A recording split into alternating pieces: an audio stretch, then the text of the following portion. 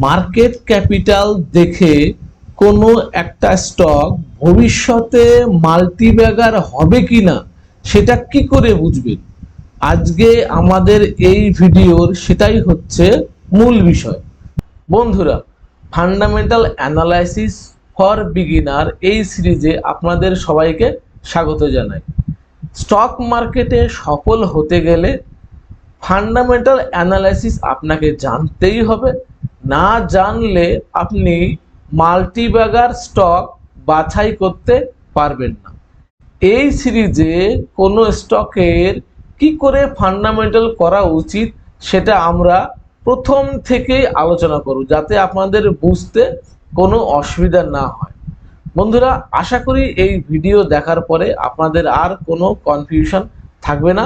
চলুন বন্ধুরা, আমরা চলে যাই আমাদের স্ক্রিনে। এই অ্যানালাইসিসটি করার জন্য এই পুরো সিরিজে আমরা এই ওয়েবসাইট screener.com একে ব্যবহার করব। আমরা এখানে এই একটি স্টক এমআরএফ কোম্পানি একে বেছে নিয়েছি। বন্ধুরা, no recommendation. The content shared in this video is only for educational and informational purpose. Before making any investment decision, please do your own research or contact with your financial advisor. এটা হচ্ছে এই কোম্পানির market capital 56,027 কোটি টাকা।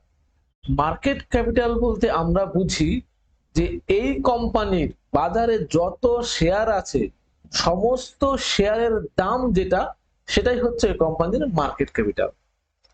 মানে যদি আপনার কাছে এই 56,027 কোটি টাকা থাকে, তাহলে আপনি এই কোম্পানির সমস্ত শেয়ার কিনে নিতে পারবেন।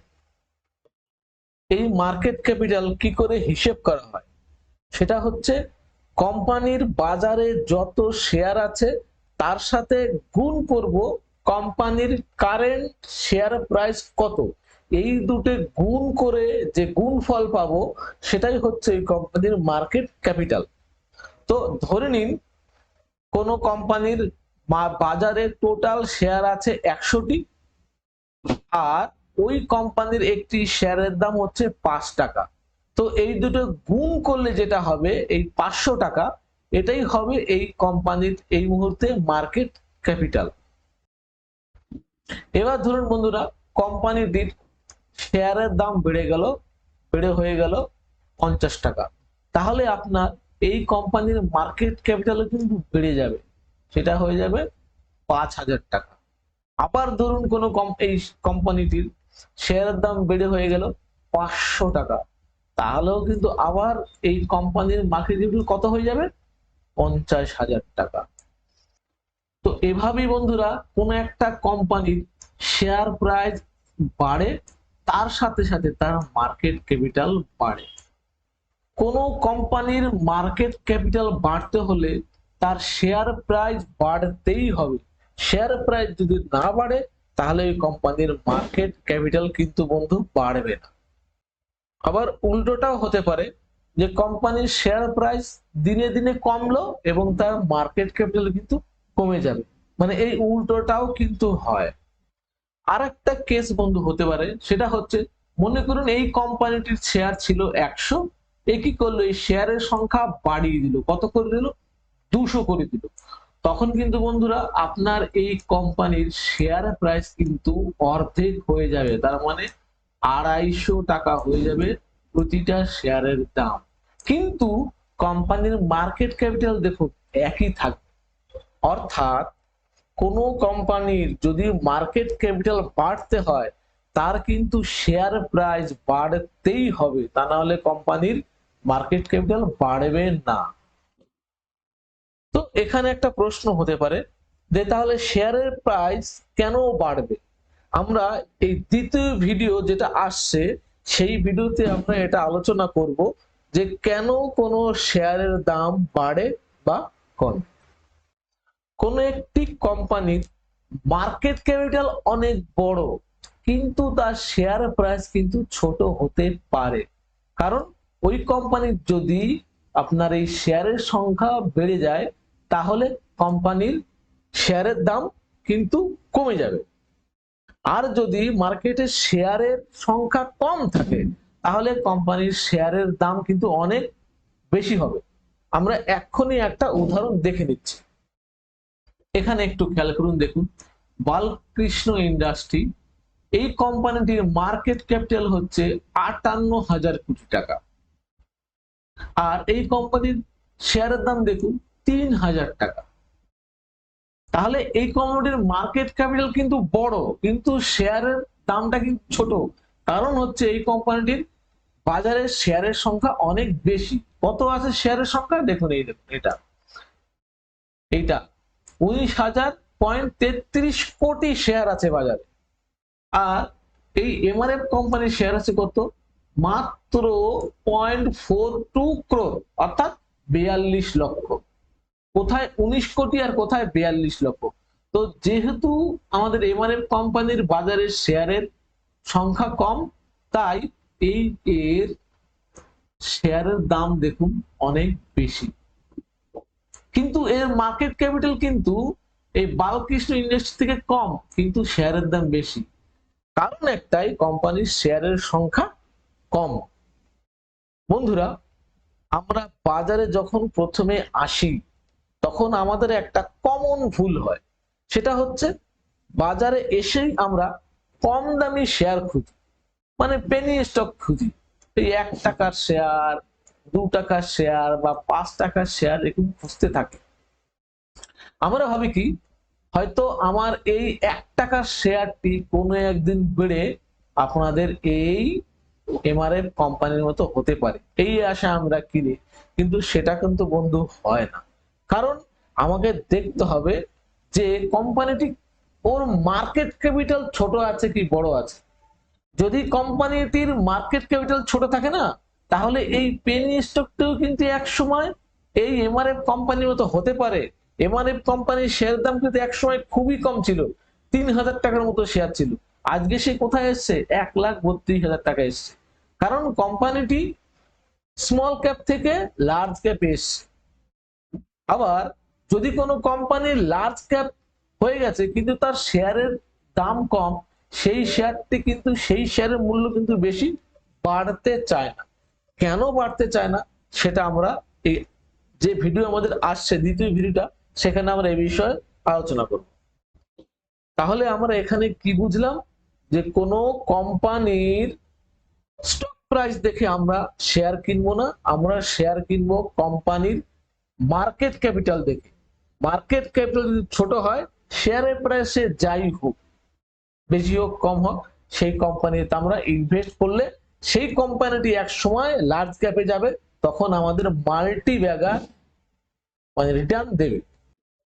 এখানে একটা প্রশ্ন হতে পারে যে মার্কেট ক্যাপিটাল বেড়ে কত হতে পারে, কত পর্যন্ত হতে পারে?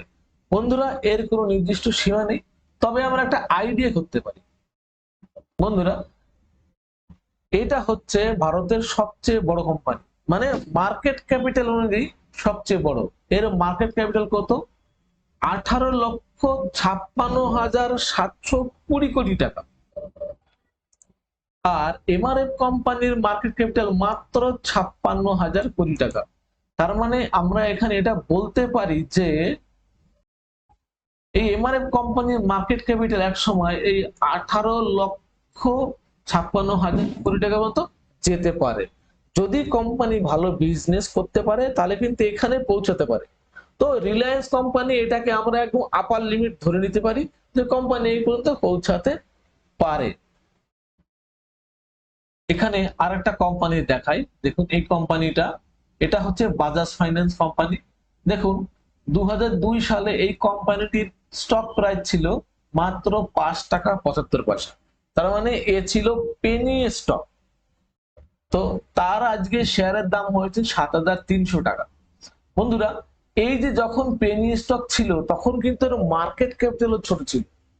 তো আমরা এখান থেকে এটাই ধরে নিতে পারি যে কোনো কোম্পানি, সে পেনি স্টক হোক আর সে যাই হোক, মার্কেট ক্যাপিটাল যদি ছোট হয়, তাহলে সে একসময় লার্জ ক্যাপে যাবে।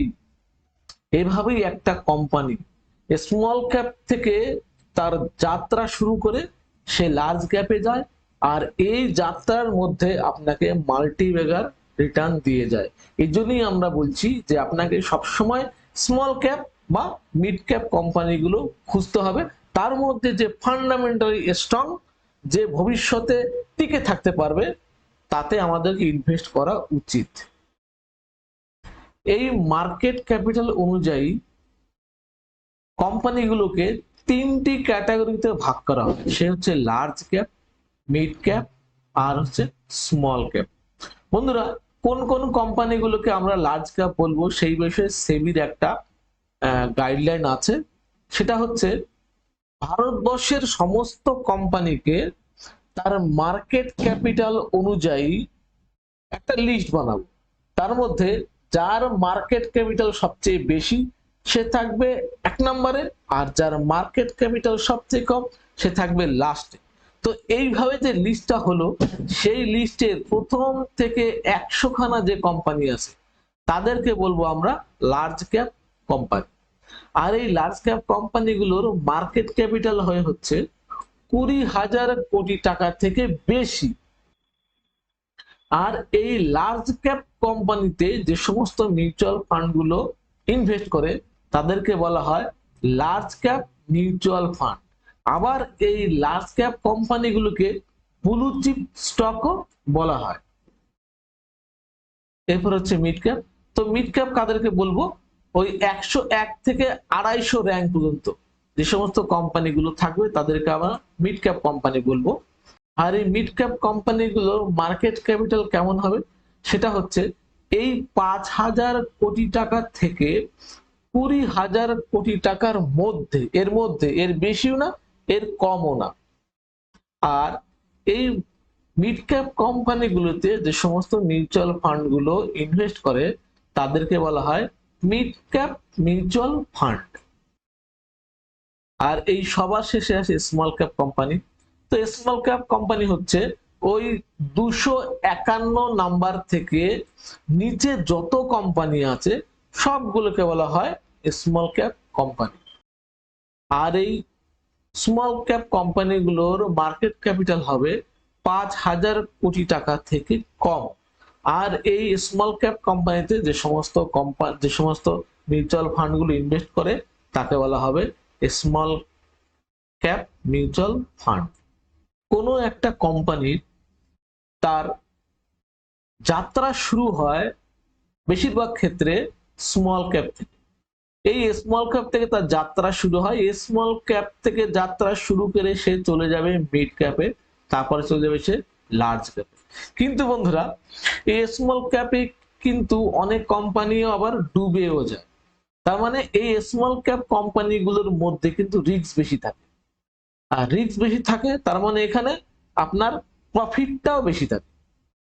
আর এই মিড ক্যাপ কোম্পানিগুলোতে একটু রিস্ক কম থাকে স্মল ক্যাপ থেকে, কিন্তু রিটার্নটাও কম আসে। আবার লার্জ ক্যাপ কোম্পানিগুলোতে আরো রিস্ক কম থাকে কিন্তু রিটার্নটাও আরো কম আসে।